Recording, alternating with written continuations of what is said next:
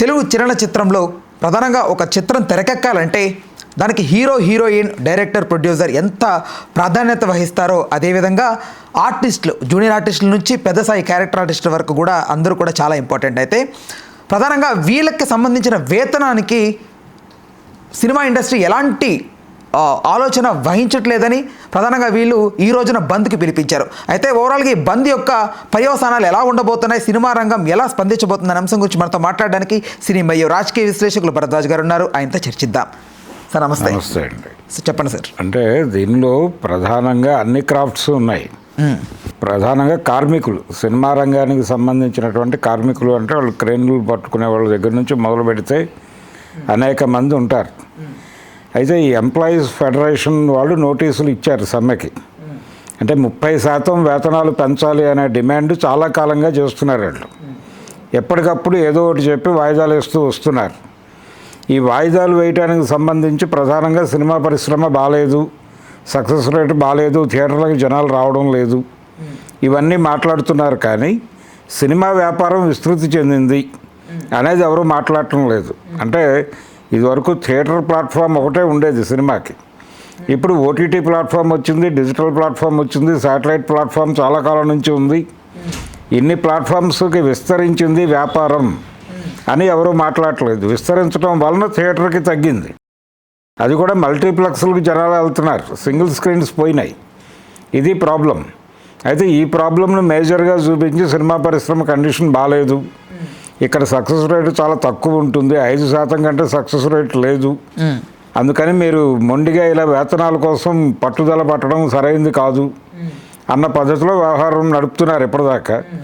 నిజానికి కరోనా అయిపోయిన తర్వాత ఒకసారి నిర్మాతల సమ్మె జరిగింది. నిర్మాతల సమ్మెకి ముందు కార్మికుల సమ్మె వీళ్ళు మొదలుపెట్టారు. మొదలుపెట్టినప్పుడు అప్పుడు కండిషన్ అంటే లాక్డౌను, ఈ కష్టాల్లో ఉన్నాం, ఇప్పుడు ఈ వేతనాల పెంపు అనేది ఇష్యూ చేయకండి అని చెప్పి మాట్లాడారు. అలా అదే టైంలో నిర్మాతలు కూడా సమ్మెకి దిగడంతో ఇది పక్కెళ్ళిపోయింది. అయితే నిర్మాతల సమ్మె ముగిసిన తర్వాత ఆ టైంలో ప్రెస్ మీట్ పెట్టి చాలా ఓపెన్గా అందరి సమస్యలు పరిష్కారం చేస్తామని చెప్పారు, కానీ జరగలేదు. ఆ తర్వాత 2-3 సందర్భాల్లో వీళ్ళు ప్రయత్నాలు చేశారు, వర్కౌట్ అవ్వలేదు. ఇప్పుడు ఈ పరిస్థితి, ఈ కండిషన్ నుంచి మమ్మల్ని బయటేయండి, మాకు వేతనాలు పెంచి తీరవలసిందే, సోమవారం నుంచి పెంచకపోతే మేము సమ్మెకి పెడతాము, పెంచుతామని లెటర్ ఇచ్చిన నిర్మాతలు ఎవరైనా ఉంటే వాళ్ళ షూటింగ్లకు వెళ్తాం. లెటర్ ఇవ్వనటువంటి నిర్మాతల షూటింగ్లకు మాత్రం వెళ్ళం. ఇది వాళ్ళు తీసుకున్న నిర్ణయం. ఆల్రెడీ మిగిలిన క్రాఫ్ట్స్ అన్నిటితోనూ కోఆర్డినేట్ చేయడానికి వాళ్ళిద్దరు కోఆర్డినేటర్స్ని కూడా పెట్టుకున్నారు. వీరశంకర్ గారు ఆ కోఆర్డినేటర్లో ఒకరు. కాబట్టి వారి నాయకత్వంలో ప్రస్తుతం చర్చలు జరుగుతున్నాయి. ఈ 30% పెంపుకి అంగీకరించిన వారి సినిమాల షూటింగులు యథావిధిగా జరుగుతాయి. కార్మికులందరూ హాజరై పనిచేస్తారు. ఇప్పుడు 24 క్రాఫ్ట్లే కాదు, ఇంకో క్రాఫ్ట్ పెరిగింది. ఇప్పుడు విఎఫ్ఎక్స్ ఇవన్నీ కూడా వచ్చినాయి. ప్రతి ఒక్క చోట ఈ 30% పెంపు అనేది వర్తించాలి. పైగా తొందరలో ఆర్టిఫిషియల్ ఇంటెలిజెన్స్ ద్వారా ఎన్నో రకాల సినిమాలు రూపొందుతున్నాయనే వాస్తవంలో చాలా వరకు క్రాఫ్ట్లు తగ్గించే అవకాశం ఉంది కదా. అంటే ఇప్పుడు చైనాలో అదేదో రోబోలతో బ్రిడ్జి కట్టారు అనే వార్త ప్రపంచం అంతా ఆశ్చర్యంగా చూసింది. అంటే మనుషులతో పని లేకుండానే నిర్మాణాలు సైతం జరిపేస్తున్నారు అనే వార్త చాలామందిని టెర్రరైజ్ చేస్తోంది. కానీ సినిమా పరిశ్రమకు సంబంధించి ఇది క్రియేటివ్ ఏరియా. ఈ క్రియేటివ్ ఏరియాలో కొంత తెలివి, బుర్ర దీనికి సంబంధించి దాని వినియోగం తాలూకా అవసరం ఉంటుంది అనివార్యంగా. ఈ క్రాఫ్ట్లకు సంబంధించి ముఖ్యంగా కార్మికులకు సంబంధించి ఏఐతో ప్రమేయం ఏమీ ఉండకపోవచ్చు. అందుకని ఏఐ వచ్చినా కానీ వీళ్ళ అవసరం ఉంటుంది. అంటే వీళ్ళని భయపెట్టడంలో భాగంగా ఏఐ కూడా ప్రస్తావిస్తున్నారు. అసలు ఉద్యోగ భద్రత లేదు, మీరు జీతాలు అడుగుతారేంటి అన్న పద్ధతిలో మాట్లాడుతున్నారు. అవన్నీ వచ్చినప్పుడు అసలు మనుషుల అవసరం లేని పరిస్థితి వచ్చినప్పుడు ఏం చేయాలనేది అది వేరే గొడవ. కానీ ఇప్పుడు బతకడానికి లైవ్లీహుడ్ పెంచమని అడుగుతున్నారు వాళ్ళు. మేము జీవించలేని పరిస్థితులు ఉన్నాయి, బయట అద్దెలు పెరిగిపోయినాయి, అలాగే ప్రతి వస్తువు ధర పెరిగిపోయింది. ఇది 3 ఏళ్ల నుంచి నలుగుతున్నటువంటి గొడవ, ఈ రోజున కొత్తగా ఎమర్జ్ అయింది కాదు. మేము అడుగుతున్న 30% ఏదో పెంచేయండి అయ్యా, మేము పనిలోకి వస్తామని అడుగుతున్నారు వాళ్ళు. వీళ్ళు అంటే సినిమాలకు సంబంధించి వసూళ్ళ కోట్లల్లో చెప్తున్నారు. ఇప్పుడు 500 కోట్లు 1800 కోట్లు దాకా తెలుగు సినిమా వెళ్ళింది మార్కెట్. మరి దీనిలో మా షేర్ కూడా ఉంటుంది కదా అనేది వాళ్ళ గొడవ. ప్రాఫిట్స్ పెరిగినాయి కదా, సక్సెస్ రేట్ తక్కువే కావచ్చు, కానీ సినిమాల మీద వస్తున్నటువంటి రెవెన్యూస్ చాలా ఉంటున్నాయి. ఇదివరకు థియేటర్ నుంచి వచ్చినటువంటి డబ్బులు, ఇప్పుడు అది కాదు. అనేక ప్లాట్ఫామ్స్కి విస్తరించారు మీరు. థియేటర్కల్ రైట్స్ అమ్ముతున్నారు, శాటిలైట్ రైట్స్ అమ్ముతున్నారు, ఓటీటీ రైట్స్ అమ్ముతున్నారు. అది కాకుండా యూట్యూబ్, ఇతర వ్యవహారాలు, డిజిటల్ రైట్స్ అమ్ముతున్నారు. ఇలా 100 రకాల హక్కులు మీరు అమ్ముకుంటూ వ్యాపారం చేస్తున్నారు సినిమా పేరు చెప్పి. మరి మీ వ్యాపారం విస్తరించినప్పుడు మీరు ఎందుకు మాకు పేమెంట్ ఇవ్వడానికి ఎందుకు ఇబ్బంది పడుతున్నారు?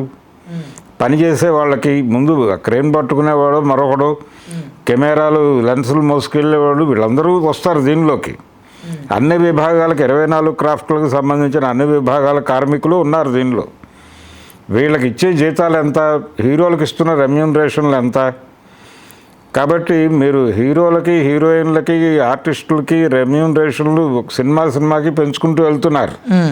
మాకు అసలు ఏడాదికో 2 ఏళ్ళకో కూడా రివ్యూ చేయకపోతే ఎలాగ మా జీతాలని అనేది వాళ్ళ ప్రధానమైన గొడవ.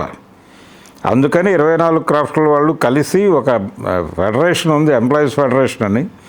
దాని ఆధ్వర్యంలో ఇప్పుడు ఈ సమ్మె నోటీస్ ఇవ్వడం జరిగింది. సోమవారం నుంచి అంటే ఈ రోజు నుంచి బంద్ చేయాలని. ఈ బంద్కు కూడా వాళ్ళు ఒక వెసులుబాటు ఏం కల్పించారంటే, ఎవరైనా అంటే అందరూ కలిసి ఒక వేదికగా ఉంది, నిర్మాతల మండలి అని ఉంది. కాబట్టి వాళ్ళు స్ట్రైట్గా ఒకే నిర్ణయం ప్రకటించినా ఓకే. లేదు వ్యక్తిగతంగా ఎవరైనా ప్రొడ్యూసర్, ఇప్పుడు ఈరోజు షూటింగ్ ఉంది, నేను నా షూటింగులకు నేను పెంచిస్తాను అని చెప్పి ఒక అగ్రిమెంట్ లెటర్ ఇస్తే మేము హాజరవడానికి మాకు అభ్యంతరం ఏమీ లేదు అని చెప్పారు వాళ్ళు. ఎవరైతే ఈ వేతనం ఇవ్వడానికి అంగీకరిస్తారో వాళ్ళ దగ్గర పనిచేస్తాం. అలాగే వెబ్ సిరీస్లు, ఇతరత్ర షూటింగులు కూడా జరుగుతున్నాయి. ఎవరైనా సరే లెటర్ ఇచ్చిన వాళ్ళకే షూటింగ్, లెటర్ ఇవ్వకపోతే షూటింగులకు హాజరు కాము అని చెప్పేసి స్పష్టంగా చెప్పారు వాళ్ళు. దానికి సంబంధించి చర్చలు జరుగుతున్నాయి. మరి ఎలాంటి నిర్ణయం వస్తుందో చూడాలి. వాళ్ళైతే సుముఖంగా ఉన్నట్టు కనబట్టలేదు దీనికి అంగీకరించడానికి.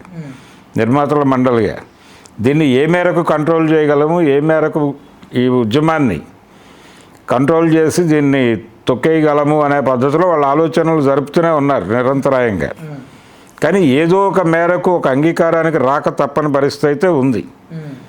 బహుశా ఈరోజు రేపట్లో ఆల్రెడీ కార్మికుల పరిస్థితులు, ప్రపంచ పరిస్థితులు తెలిసినటువంటి పెద్దలు కూడా ఉన్నారు అక్కడ.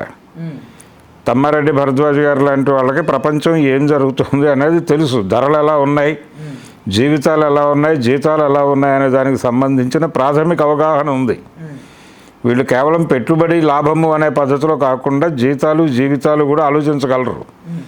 అందుకని ఇలాంటి వాళ్ళు ఎవరైనా చొరవ తీసుకుంటే కొంత పరిస్థితి మెరుగై ఒక పరిష్కారం మార్గంగా ఈ సమస్య వెళ్ళే అవకాశం ఉంది. సార్, ఏదైనా సమస్య తలెత్తినప్పుడు వెంటనే నిర్ణయాలు తీసుకోకపోవడానికి గల కారణం, ఒకవేళ వెంటనే తీసుకుంటే మళ్ళీ ఇదే దూరంలో సంవత్సరానికి ఒకసారి పెంచమంటుంటారనే. సంవత్సరానికి ఒకసారి అంటే చాలా కాలంగా కరోనా తర్వాత నుంచి జరుగుతున్నటువంటి వ్యవహారమే.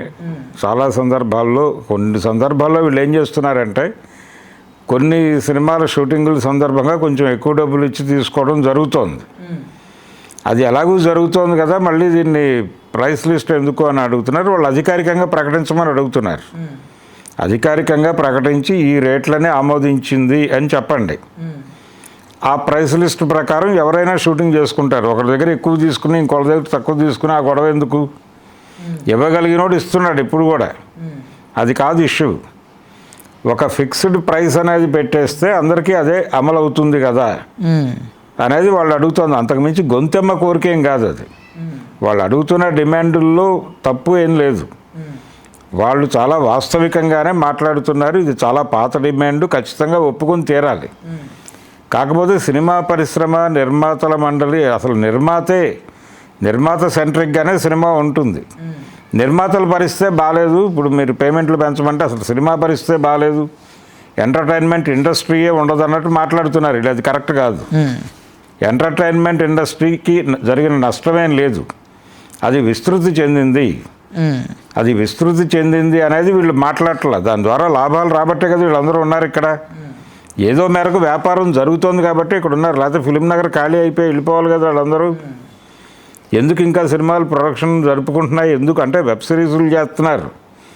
టీవీ సీరియళ్ళు చేస్తున్నారు, రకరకాల వ్యాపారాల్లోకి విస్తరించారు కదా మీరు కంటెంట్ వైజు.